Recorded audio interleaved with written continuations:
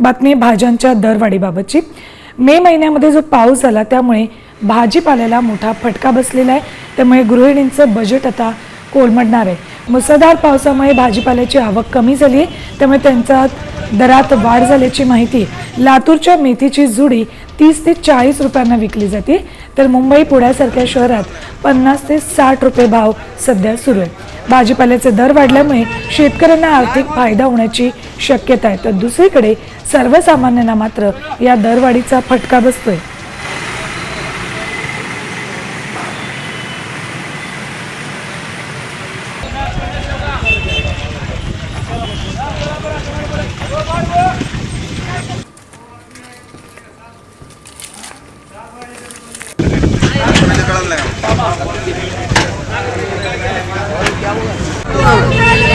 नाही मौजी